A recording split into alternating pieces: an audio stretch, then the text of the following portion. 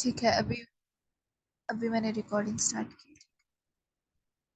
اچھا، سٹارٹ سے کرتے ہیں کہ شوہر کی اجازت سے خرچ کرنا چاہیے. عورت کو کیا حکم ہے کہ شوہر کی اجازت سے خرچ کرے. یہ نہ ہو کہ شوہر ایسا کوئی ایکسپریشن دے کہ تم جو چاہو کرو، یعنی کہ کوئی غلط ایکسپریشن دے غصے میں اور آپ خرچ کرتے رہیں. اور اس کے علاوہ جب اس نے اجازت اگر دے دی ہے تو پھر کھلی چھٹی ہے کہ جتنا مرضی خرچ کرے، کیونکہ شوہر کی اجازت مل چکی ہے. اجازت کیوں ضروری ہے شوہر کی؟ تاکہ اسے کوئی نقصان نہ ہو، اس کے کاروبار میں کوئی نقصان نہ ہو. بہت زیادہ خرچ کرنے کی وجہ سے یہ نہ ہو کہ وہ قرضے کے اندر دب جائے اور عورت اسے کہے کہ نہیں میں تو صدقہ ہی کر رہی تھی. یعنی اس صدقے کا بھی پھر کوئی فائدہ نہیں ہے جب گھر میں فساد پیدا کر کے کسی کو نقصان دے کر صدقہ کیا جائے.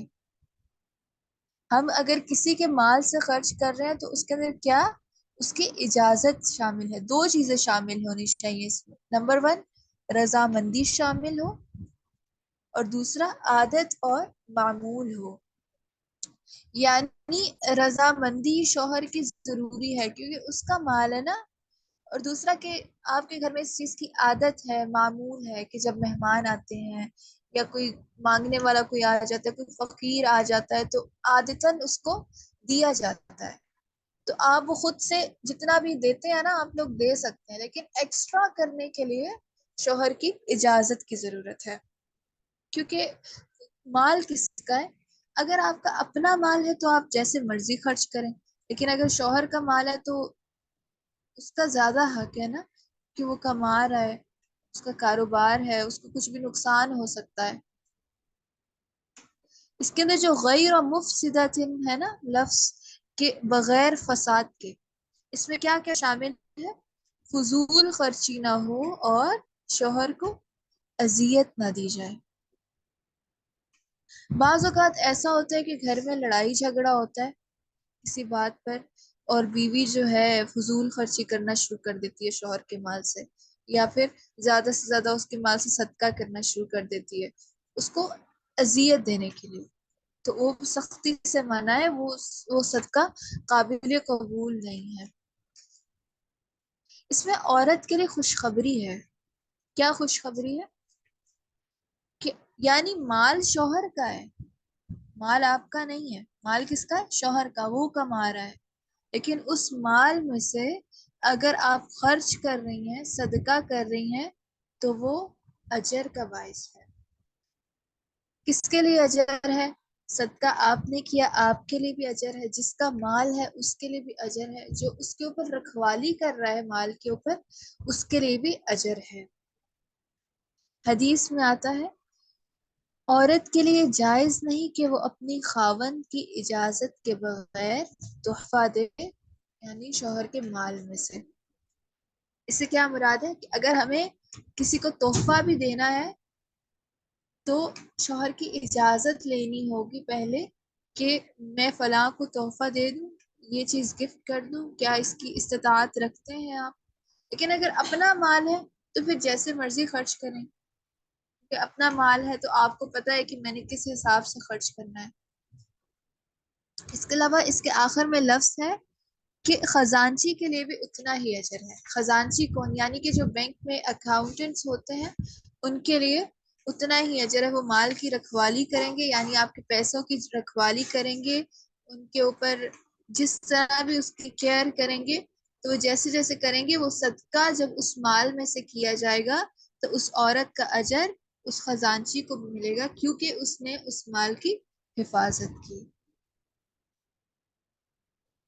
تو اس کے اندر صرف اب بیوی نہیں آ جاتی، کوئی بھی آ سکتا ہے کہ کوئی بھی عورت خرچ کرے گی. اگر اس کے باپ کے پیسوں پہ خرچ کری ہے، یعنی اس کے گھر میں اپنے پیسوں کے علاوہ، تو اسے اجازت کی ضرورت ہے. اور وہ جس کے بھی مال میں سے خرچ کرے گی اس کا اجر اس انسان کو بھی جائے گا جس کا وہ مال ہے، خود کو بھی جائے گا. تو صدقہ کرنا نہایت ضروری ہے. صدقے سے مال پاک ہوتا ہے. پاک کیسے ہوتا ہے؟ یعنی آپ کے مال کے اندر سے جو جتنی بھی حرام ہوتی ہے نا چیز، خود بخود نکلنا شروع ہو جاتی ہے، اور حرام کی طرف آپ کا دل مائل بھی نہیں ہوتا، اور صدقے کی وجہ سے مال بڑھتا رہتا ہے اور اس کے اندر کمی نہیں آتی، برکت ہوتی ہے۔ تو صدقہ نہایت ضروری ہے، جیسے کہ ہم نے پچھلی حدیث میں پڑھا تھا، عورت کے لیے تو اپنے آپ کو جہنم سے بچاؤ، کیونکہ میں نے عورتوں کی جماعت کثرت سے جہنم میں دیکھی ہے، کس وجہ سے کہ وہ لان تان کرتی ہے۔ جیسا کہ بعض اوقات آپ نے خود بھی دیکھا ہوگا کہ عورتوں کو بہت جلدی غصہ آ جاتا ہے، وہ غصے کے اندر کسی کو بھی یعنی برا بھلا کہنا شروع کر دیتی ہیں، اگر غصہ نہ بھی آئے تو چگلیاں کر رہی ہوتی ہیں، بہت زیادہ گروپس بنے ہوتے ہیں، اور فلاں کو یہ ہوا، فلاں کو یہ ہوا، چگلیاں سب سے زیادہ عورتوں میں پائی جاتی ہیں، یعنی چگلیاں بہت کرتی ہیں، برا بھلا کہتی ہیں، اور شوہروں کی ناشکری کرتی ہیں۔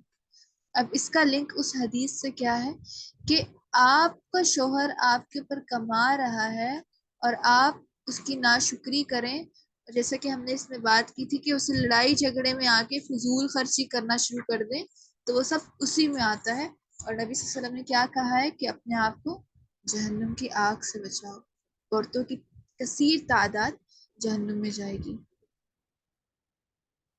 اللہ تعالیٰ ہمیں اس جہنم کی آگ سے محفوظ رکھے، جو کہ بہت ہی یعنی کہ وہ برداشت کے قابل ہی نہیں ہے، اور عورتیں تو ویسے ہی بہت کمزور ہوتی ہیں، دنیا میں بھی بہت کمزور ہوتی ہیں، تو اس آگ کو کیسے برداشت کریں۔ اللہ تعالیٰ ہمیں صدقہ زیادہ سے زیادہ کرنے کی توفیق دے، اور ہمیں اتنی استطاعت دے کہ ہم خود پر بھی خرچ کر سکیں اور اللہ کی راہ میں بھی خرچ کر سکیں۔ آمین۔ ٹھیک ہے، اگلے مرحلے کی طرف چلتے ہیں۔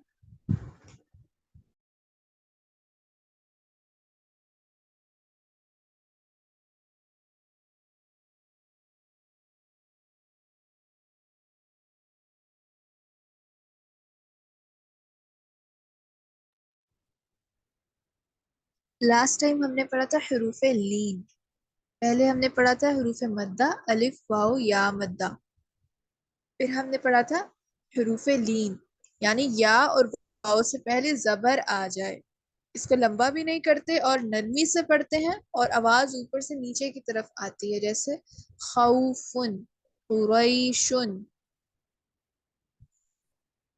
آج ہم پڑھیں گے مخارج۔ مخارج سے کیا مطلب ہے، یعنی کہ کون سا لفظ کس جگہ سے نکلتا ہے۔ جو الف با تا ثا یہ ہم ویسے تو پڑھتے ہیں، لیکن یہ اس کی اصل جگہ کون سی ہے، یعنی کون سا لفظ کہاں سے نکلے گا۔ مخارج مخرج کی جمع ہے، اس کے لغوی معنی ہے نکلنے کی جگہ، یعنی کسی بھی چیز کا نکلنے کی جگہ، جیسے خارج ہونا کہتے ہیں نا ہم لوگ اردو میں، تو یہ وہی لفظ ہے۔ اصطلاحی معنی کیا ہے، حروف کے نکلنے کی جگہ، یعنی با کہاں سے نکلتا ہے، تا کہاں سے نکلتا ہے، تا کہاں سے نکلتا ہے۔ کل مخارج کتنے ہیں، کل حروف کتنے ہیں ملا کر، الف با تا ثا ملا کر کل حروف ہے 29، تو 29 حروف کے نکلنے کی جگہیں کتنی ہے، 17، یعنی مخارج کتنے ہوئے 17 اور کل حروف 29۔ اب یہ مخارج کم ہے اور حروف زیادہ ہیں، یہ کیسے ہو سکتا ہے؟ یہ ایسے ہے کہ ایک حرف یعنی ایک حرف کئی جگہ سے نکلتا ہے، جیسے صاد ہے، صاد کو ہم موٹا بھی کرتے ہیں، صاد کو ہم سیٹی بھی دیتے ہیں، ٹھیک ہے، جیسے سین ہے، اس کو بھی ہم سیٹی بھی دیتے ہیں، موٹا بھی کرتے ہیں، قوف ہے، اس کو کلکلا بھی کرتے ہیں، اس کو موٹا بھی کرتے ہیں، تو اسی لیے اسی طرح مخارج جو ہے نکلنے کی جگہیں وہ کم ہے، اور ایک جگہ سے کئی کئی حروف نکلتے ہیں، یعنی ایک حروف کئی کئی جگہوں سے نکلتا ہے۔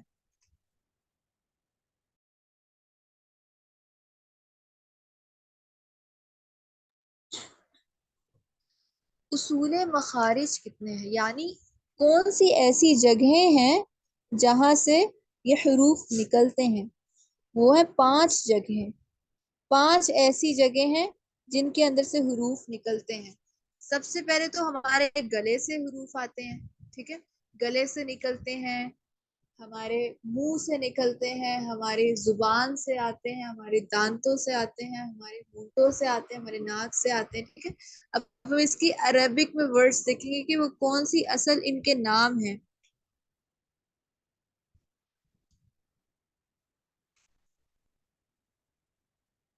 سب سے پہلا تو ہے جوف۔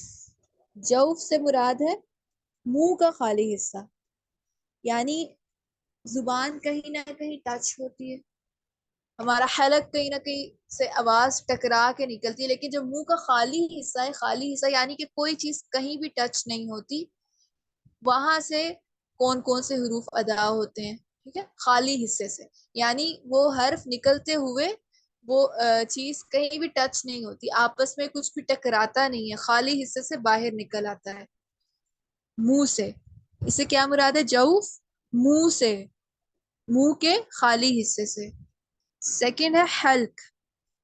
گلا جو ہے ہمارا، اس کو عربک میں کہتے ہیں حلق، یہاں سے کون کون سے حرف نکلتے ہیں وہ ہم دیکھیں گے۔ تیسرا ہے لسان۔ زبان کو عربک میں کہتے ہیں لسان، زبان سے کون کون سے حرف نکلتے ہیں وہ ہم دیکھیں گے۔ پھر ہے فورتھ ہے شفتان، یعنی دونوں ہونٹ، ہونٹوں سے کون کون سے لفظ نکلتے ہیں وہ ہم دیکھیں گے۔ اس کے علاوہ لاسٹ ہے خیشوم۔ خیشوم یعنی ناک سے، ناک سے کون کون سے حرف نکلتے ہیں وہ ہم دیکھیں گے۔ 5 جگہ ہیں، پہلا ہے جوف، منہ کا خالی حصہ، سیکنڈ ہے حلق، گلا، تھرڈ لسان، زبان، فورتھ شفتان، دونوں ہونٹ، 5واں ہے خیشوم، ناک سے۔ اس کو آپ نے یاد کر لینا، انشاءاللہ کل ہم نیکسٹ ٹاپک کریں گے۔ سورۃ الملک کی طرف چلتے ہیں۔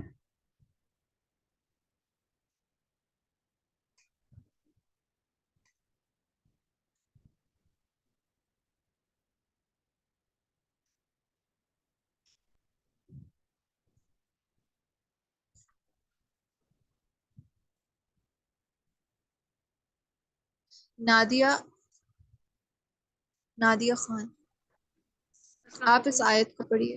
وعلیکم السلام۔ میم ہم نے لاسٹ ویک پچھلی آیت پڑھی تھی۔ پچھلی آیت جی میم،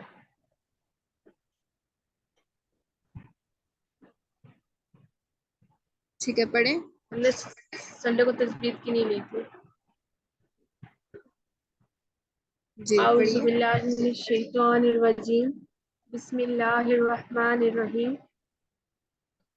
اذا القوا فیہا سمعوا اذا پہ لہا، مد ہے، اذا پہ مد ہے، القو واو مدہ جو ہم پڑھ چکے ہیں، فیہا الف مدہ، سمعو واو مدہ، لہا الف مدہ، یہاں سارے مدہ آ رہے ہیں، دھیان سے دیکھیں۔ اذا القوا فیہا سمعوا لہا شہیقا وہی تفور۔ اب اس کو ایسے پڑھیں گے، اذا القوا فیہا، سب کو لمبا کرنا ہے، سمعو لہا، ٹھیک ہے۔ اذا القوا فیہا سمعوا لہا شہیقا وہی تفور۔ لمبا کیسے کرتے ہیں لفظ کو؟ القو فیہا، اچھی طرح لمبا کریں۔ اذا القوا فیہا سمعوا لہا شہیقا وہی تفور۔ ٹھیک ہے، بارک اللہ۔ اسی آیت کو پڑھتے ہیں ہم لوگ۔ نویرا آپ پڑھیے، میرے ساتھ پڑھیے۔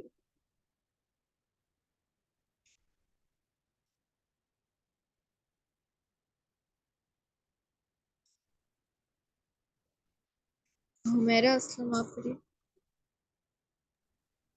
بسم اللہ الرحمن الرحیم إذا ألقوا فيها سمعوا لها شهيقا وهي تفور. بارک اللہ.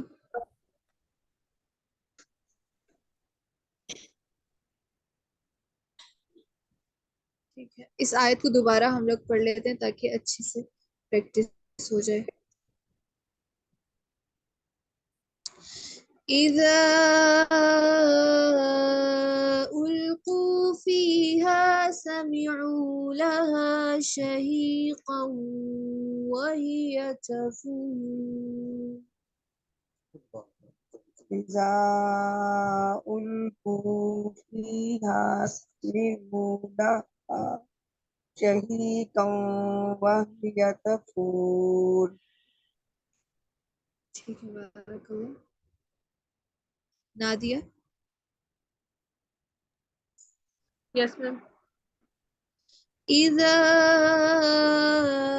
ألقوا فيها سمعوا لها شهيقا وهي تفور. إذا ألقوا فيها سمعوا لها شهيقا وهي تفور. وهي تفور. وهي تفور. نویرا.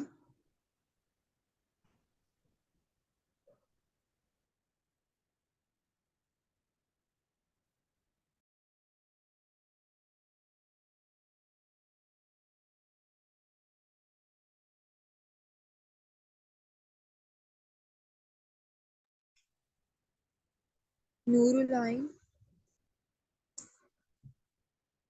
Yes. إذا ألقوا فيها سمعوا لها شهيقا وهي تفور. إذا ألقوا فيها سمعوا لها شهيقا وهي تفور. اچھا، اس کے اندر جو ہے مدات کو لمبا کرنا ہے، اور اس کے علاوہ شہیقاں واو کی آواز آئے گی. اذا القوا فيها. إذا ألقوا فيها سمعوا لها شهيقا وهي تفور. سمعوا لها شهيقا وهي تفور. سمعوا الگ الگ پڑھنا ہے. سمعوا لها شهيقا وهي تفور. سمعوا لها شهيقا وهي تفور. وهي تفور. وهي تفور. ٹھیک ہے، بارک اللہ. شکریہ.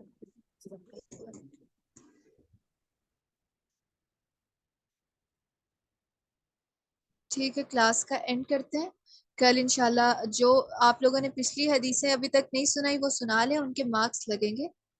تو حدیثیں بعد میں اکٹھی نہیں سنی جائیں گی، بلکہ روز ایک ایک جو سنی جا رہی ہے انہی کے مارکس لگ رہے ہیں. تو جس نے پچھلی حدیث نہیں سنائی وہ سنا دیں تاکہ ان کے مارکس لگ جائیں. اس کے علاوہ اسائنمنٹ آپ لوگ جو پچھلی اسائنمنٹس ہیں وہ سبمٹ کروا دیں تاکہ ان کے بھی مارکس لگ جائیں. ٹھیک ہے، دعا پڑھتے ہیں. سبحانک اللہم و بحمدک اشہد ان لا الہ الا انت استغفرک و اتوب الیک. السلام علیکم ورحمۃ اللہ وبرکاتہ. اللہ حافظ.